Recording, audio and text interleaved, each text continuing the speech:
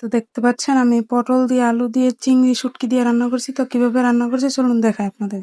প্রথমে নিয়ে নিয়েছি পটল কেটে ছোট ছোট করে নিয়ে নিয়েছি, আলু কেটে পটলের মতোই চিংড়ি শুটকি ধুয়ে পরিষ্কার করে নিয়েছি, পেঁয়াজ কুচি করে নিয়েছি, কাঁচামরিচ ফালা করে নিয়েছি, নিয়ে নিয়েছি আদা রসুন বাটা, নিয়ে নিয়েছি হলুদ গুঁড়ো মরিচের গুঁড়ো, সম্পূর্ণ মশলা নিয়ে নিয়েছি।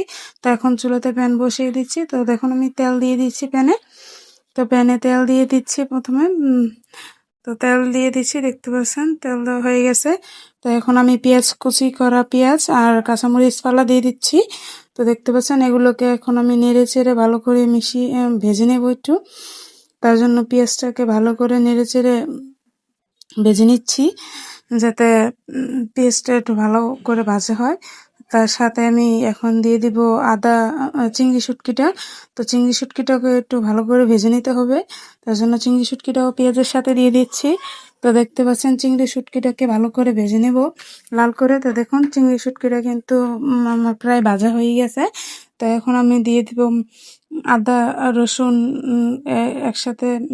তা দেখতে পাচ্ছেন আদা রসুনটা দিয়ে দিচ্ছি, পেঁয়াজ বাটাটা। তো এটাকেও একটু ভালো করে ভেজে নেব, যাতে আদা রসুনের কাঁচা স্মেলটা চলে যায়, তার জন্য ভালো করে একটু ভেজে নেব। তো ভাজা হয়ে গেছে, দেখতে পাচ্ছেন অল্প পরিমাণে একটু পানি দিয়ে দিচ্ছি।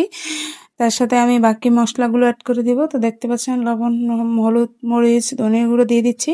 তো এই মশলাটাকে ভালো করে মিশিয়ে নিব। তো দেখুন মশলাটাকে ভালো করে মিশিয়ে নিচ্ছি একটু কষানোর জন্য।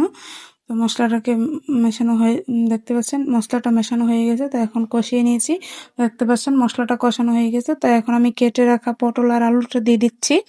তো এটাকে এখন ভালো করে মিশিয়ে নেব মশলার সাথে, যাতে ভালো মতো কষাতে পারি। তার জন্য ভালো করে মশলাটার সাথে মিশিয়ে নিতেছি নেড়ে চেড়ে। তো দেখতে পাচ্ছেন নেড়ে চেড়ে মশলার সাথে মিশিয়ে নিচ্ছি। তো এখন আমি এটাকে মিশিয়ে নিতেছি, ভালো করে মেশাতে হবে। তার জন্য আমি ভালো করে মিশিয়ে নিয়েছি। তো দেখুন আমার মেশানো হয়ে গেছে। তো এখন আমি অল্প পরিমাণে পানি দিয়ে দিচ্ছি।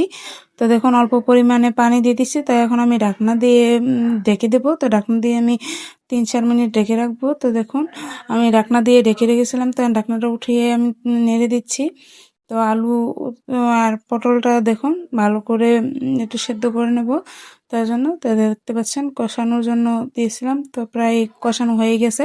তো দেখুন আমার আলু পটলটা কষিয়ে নিয়েছি। তো এখন আমি 1 কাপ পরিমাণ পানি দিয়ে দিচ্ছি, যেহেতু শুটকি তরকারি তার জন্য বেশি পানি দেবো না। তো 1 কাপ পরিমাণ পানি দিয়েছি।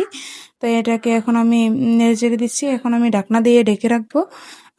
তো দেখুন আমি ঢাকনা দিয়ে ঢেকে 5 থেকে 7 মিনিট জাল করে নেব, তাহলে আমার তরকারিটা হয়ে যাবে। তো দেখতে পাচ্ছেন আমার তরকারিটা কিন্তু হয়ে গেছে, শুটকি তরকারি রান্না। তাই এভাবে যারা রান্না করে খেতে চান তারা একবার হলেও ট্রাই করে দেখতে পারেন। এভাবে রান্না করে খেলে কিন্তু খুবই ভালো লাগে। এখন এভাবে রান্না করে খেয়ে দেখবেন। তো ভিডিওটা কেমন হয়েছে জানাবেন। সবাই ভালো থাকবেন।